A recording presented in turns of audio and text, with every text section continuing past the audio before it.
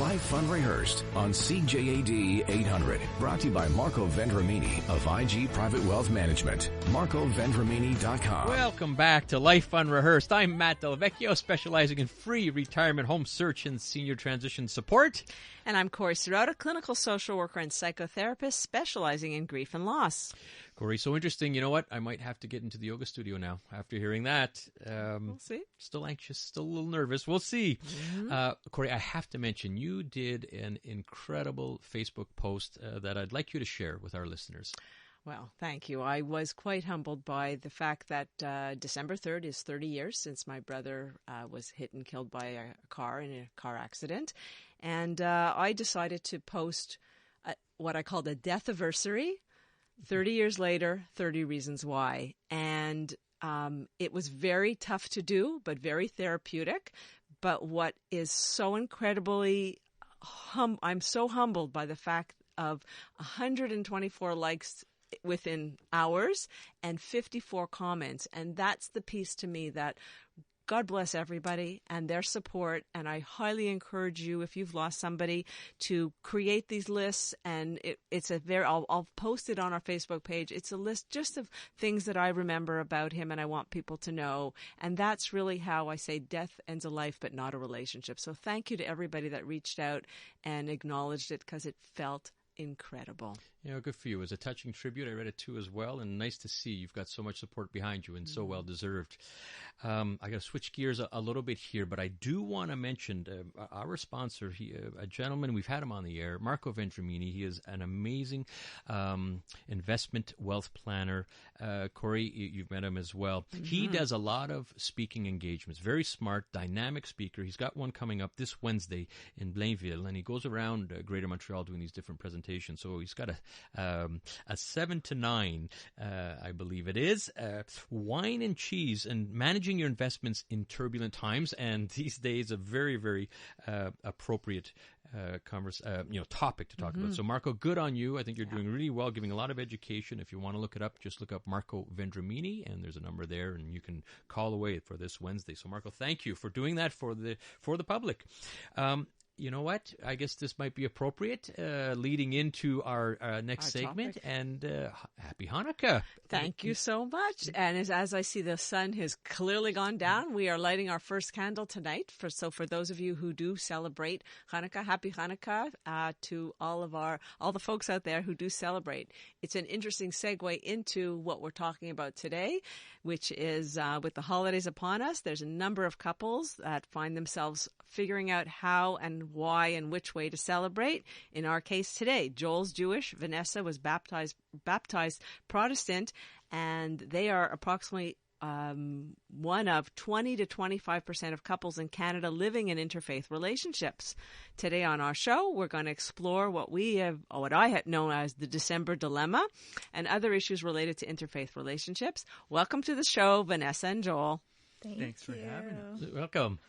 So let's start off very simply, because everyone wants to know, how long have you guys been together? Joel and I have been together for 6 years. Joel, you concur with that?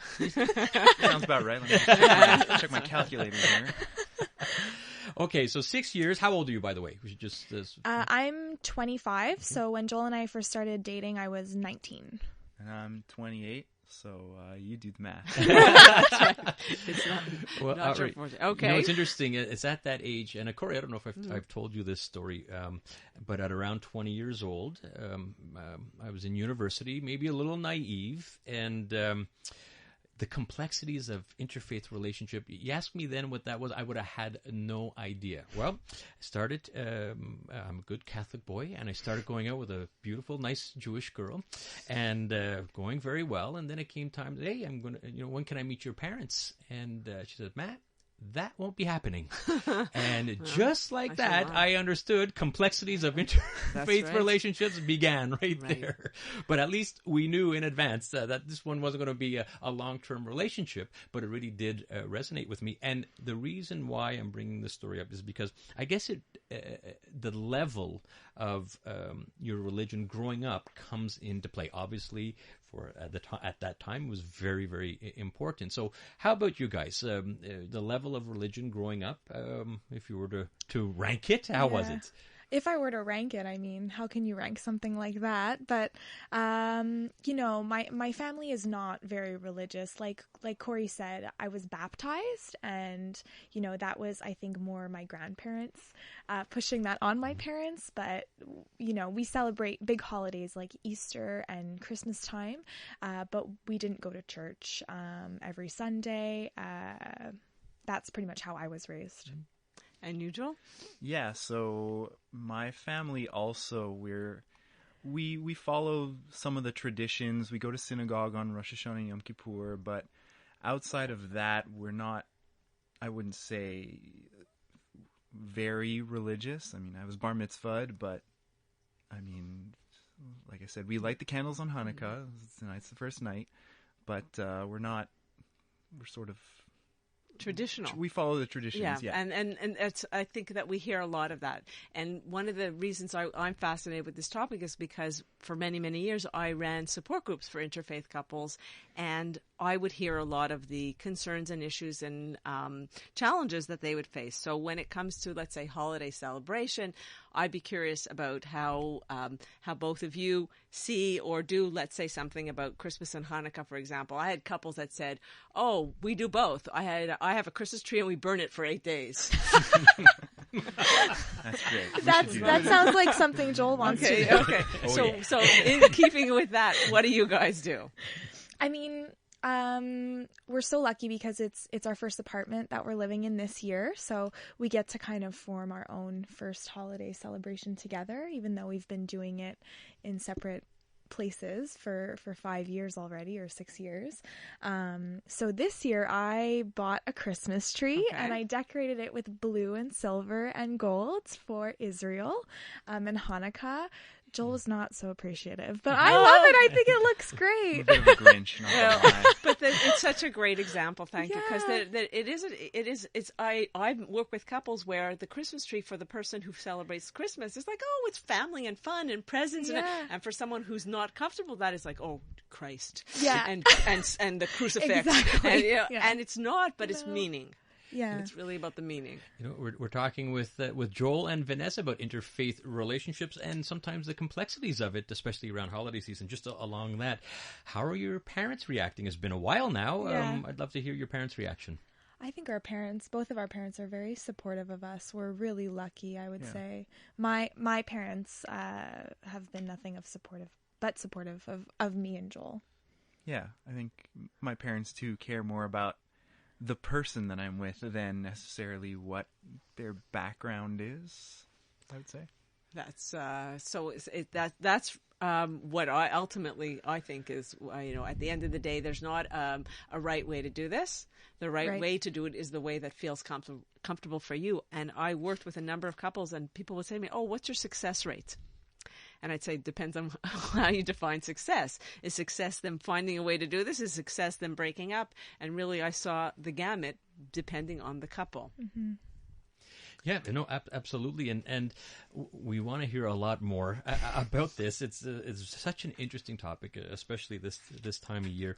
And you're such a good couple. This is the first time I've met you. Corrie has known you for a while, and we want to hear about a little bit more of I guess we'll call it the magic. You are really a good couple, and I mean that sincerely. And so we're going to head out to the CJAD Traffic Center. But when we come back, we want to hear about what you would consider your secret to success of a wonderful relationship that you seem to have. But first, let's head to Lauren Glazer, the CJAD Traffic Center. Live Fun Rehearsed on CJAD 800. Brought to you by Marco Vendramini of IG Private Wealth Management. MarcoVendramini.com. Don't go changing to try. Welcome back to Life Unrehearsed. I'm Corrie Sirota with my co-host Matt Del Vecchio, and we are talking with Vanessa and Joel about some of the complexities around interfaith relationships, especially around coming up with the holiday season. Who's celebrating what? How you doing it? Always a challenge. So we wanted to know, because you guys don't seem to make, or you seem to make it not a challenge. So what's the secret there? I think we're fooling you. I would definitely, I would say to any couple, you got to make sure you move into a place that has 2 bathrooms. That's the secret. Huge factor. Okay.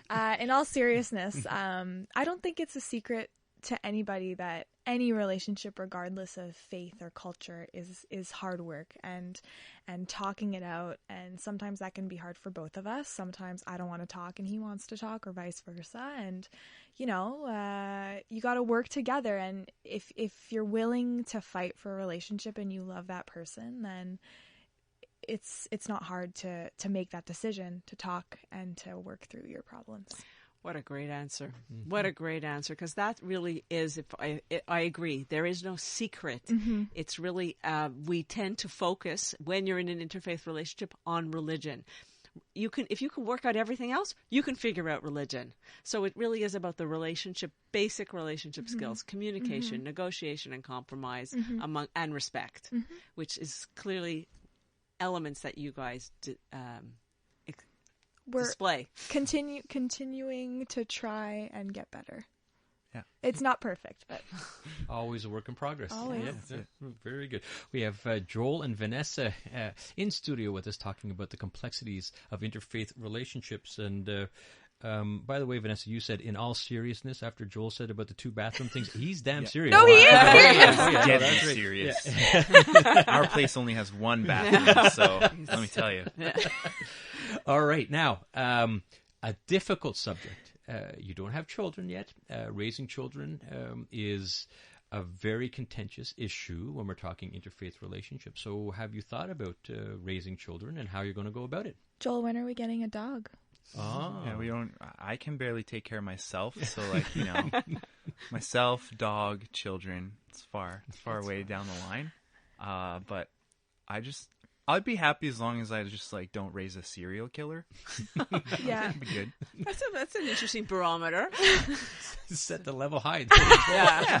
I think as long as our children, let's assume, will be happy and healthy, we will be happy. I am completely open to raising a child that is both Jewish and celebrates the holidays that I celebrate with my family, because those are important to me. And if certain aspects of Joel's culture are important to him and I, then, bring the best of both. Why not have both and raise a child that has the best features? Those were always the kids I was most jealous of at school. You got Christmas and Hanukkah? Yeah. Christmaka. Yeah, that's right. Well, I think that's certainly been, in my experience, one of the number one challenges that couples would come into my groups with, and they would say that they just can't agree on it. And we talk about why, and it was interesting because the children were not there. The children did not exist at that point. So why? If you're able to compromise and find solutions to everything else in your relationship, what is it about the children that is so challenging? And I think that it was always very hard for them to articulate that because they really hadn't worked out things within themselves. So the children will come naturally. You love someone who's of another faith. Why would you love your children any less? And Corrie, I think that's such an important point you're bringing up. And just to hear Vanessa's answer, you are open to it. So right there, I'm listening and say, okay, you guys, you got it. You've had the right frame of mind. And I know, Corrie, in your support groups, you just get couples that dig in their heels and the writing's on the wall right there. It's just, you have to have some serious conversations beforehand. But to hear you, Vanessa and Joel, hats off to you. It can't be easy, but you're certainly open to it. Okay. You had an important question. So we're rounding up here, and I guess we often look through the life cycle. And when it comes to, you can figure out the way to get married. You can figure out and agree to disagree on how you're going to raise your children. In religion, when it comes to death and dying, which now brings me both my pieces together, you cannot be married in a Jewish cemetery if you're not Jewish. And so I don't know if you're a young, beautiful couple who thinks about these things. But I am I feel like the Grim Reaper here, coming in and saying, when I put that out there, what do you think? I never thought of that, actually. It's kind of a downer. Sorry. No. That's a very Corrie question, Yeah. by the way. Thanks, Corrie. I mean, I don't know. I think all my family has always been cremated. You know, we could probably work something out. Get those kids to figure something out for us. I'll be dead, so I'll sprinkle me over your area. I don't know. I think, you know, the response actually, Corrie, is very representative. It is not front of mind. No. It's not going to be a deal breaker. You'll have to, or family members will have to deal with that, and it's not enough for you to not move forward with your relationships, you know. So, and it's probably the right attitude about that. Corrie, I'm going to ask you one very last question. Do these support groups, what is the biggest issue you have to deal with couples? Well, I would say actually it's often raising children, but it's everything from dealing with your in-laws and future in-laws' parents, raising children, whether or not where you're putting the Christmas tree, if you're going to put the Christmas tree there or not. These are all very, very important, challenging issues. But as I said already, if you can work out everything else in your relationship, you can work this out. It's something that it's hard to often articulate, because most of us have lost religion after 13, 14 when we don't have to. So we talk about it as youngsters. So just compromise, negotiate, respect each other, and you will figure out everything. Well said. Well, Joel, Vanessa, thank you so much for having the guts and the courage to come on Life Unrehearsed and open up like thanks this. so Thank much. you very I much. really appreciate you guys are amazing, and I knew you would be. I really appreciate you sharing your story with us. Next week on Life Unrehearsed, meet Miriam Pearl, the creator of Delicious Without Gluten, and learn how and why she created that company. And we will also have Robert Wise and Ivan Rubio. We're going to have them in studio talking about going from worrier to warrior, how these two men are helping people manage their anxiety and stress. That's next Sunday at 4 p.m., where you can listen to Life Unrehearsed every Sunday on CJAD 800.